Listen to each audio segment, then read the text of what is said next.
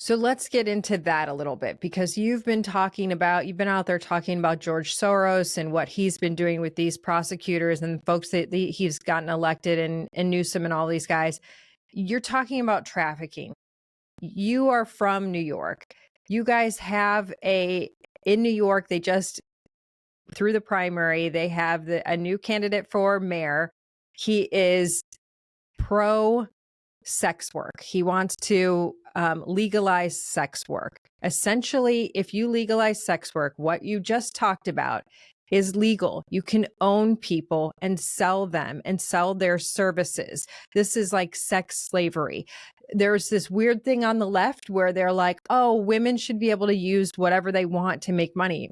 It's never really the woman that's making money off of this. You end up with a guy who is selling women and owning women, and you have Epstein legal. I mean, what in the world is happening? You know, I hate to say it's my hometown and I love the state, but I don't know if they're losing their collective minds, on the left to put somebody like this, a socialist who's really, really on the socialist side. I don't know. I can't even respond to this. It's so insane. It's so insane. I don't know where we're going in this country, Tudor. I really mean it. That a guy with his background, his beliefs, can actually become, mayor of the biggest city in the country. A position that can vault you into, the top tier of politics. I don't get it. I really don't. But I can tell you this: it's horrific with this human trafficking of young male and female. It's horrific. And it's happening at a big level all over the world, and not primarily, but a major part of it is happening here in the United States. I think And if how there do were more you, awareness about it, if we were actually, these cases, they're hard. It's hard to bring awareness because people are underage. So you can't really expose a lot of these cases. I don't think people realize that we are the second highest sex trafficking nation in the world. So when you look at the United States, and certainly having an open border has been a part of that. I've never, in my 74 years, and I've never seen this divisive and this bad.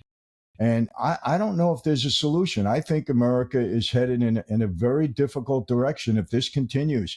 And every day it's worse. It's worse. I mean, they just keep butting heads and screaming at one another and trying to maintain power.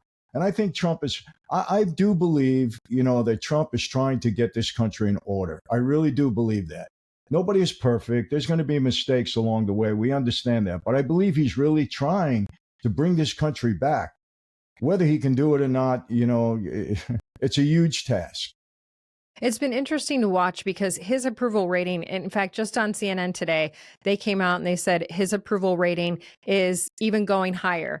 For all these attacks, even some of these right-wing, hardcore right-wing influencers who have been attacking him lately, his approval rating across the nation just goes to show Twitter is not real life. His approval rating keeps going higher. So he's among Republicans, he's over 90% right now. He's doing a great job. They're happy with what he's doing.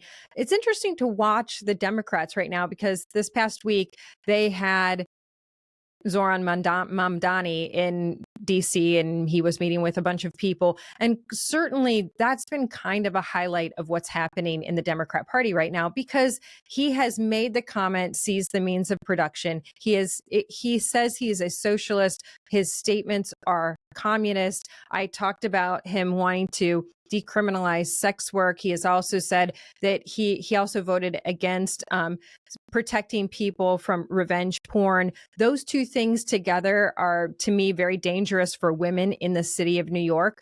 But also, is this the direction that Democrats are wanting to go? And Democrats are struggling with it. Hakeem Jeffries doesn't know what to do. They've got this guy who and are now in a position where you have to make a decision. It's not a small city. It's probably the most important financial city in the world. It is one of the most important cities in the country. This guy would be running. I mean, he's similar to what you would be running the government. You know, he's running the government for New York City. And he's a young guy. He's talked about how if he runs out of money, his parents will just fund him. He's never run anything. He's never been a part of a business. He's never had a job as a part of a business.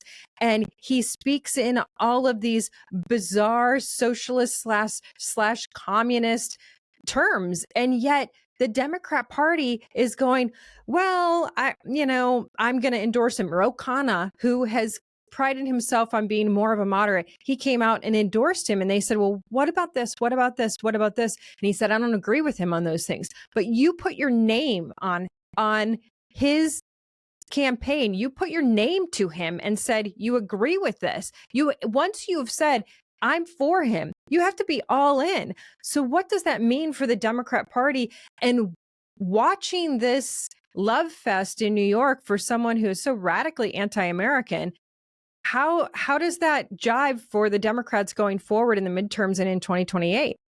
Well, here's what I think. I think that, they've totally lost their way as a party, and they're doubling down on all the wrong things. And this is the ultimate double down on this Mamdani, because look, they've taken up the cause of illegal migrants coming back into this country. They went after that fella Garcia and made him a hero until they found out who he really was all about.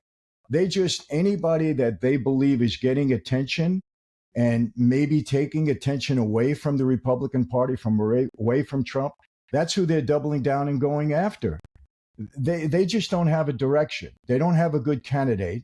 They don't have a direction to go into. So anybody that seems to attract attention and people like, well, we're jumping to that person. Even if it's a socialist, a communist, or whatever. Even if they have ridiculous policies, insane policies, because Tudor, all their policies are insane. And that's why, Trump's approval ratings are going up, because the sane people in this country, in middle America and everywhere else, and there's many of them, are saying, this is so radical. We can't accept this. I mean, we can't accept gender affirming surgery for our children.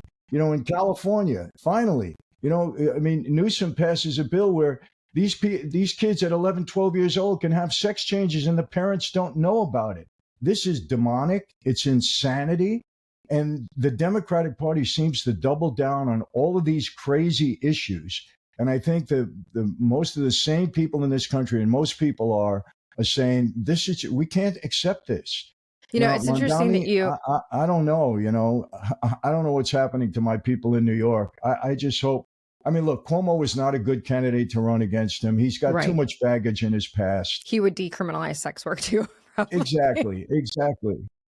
But I want to say, we need a two-party system in this country. We don't want a one-party system, a three-party system. Even we need to have choices in that regard.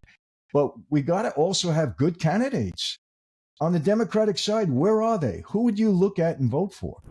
I have a question for all my friends and followers. Have you tried my wine yet? In the last 2 years, we've made tremendous progress with Franzese wine, and it's really all thanks to your support, and obviously because people are finding out we have a great wine at a great price. In 2025, we aim to become a national brand, and I want all of you to be a part of it. Every bottle you buy, every story you share builds more than a brand. It fuels a movement. The story of our wine is one of people having second chances and of lives being transformed. That's the truth. So go to my website, franzesewine.com, and get your bottle today. Salud, my friends.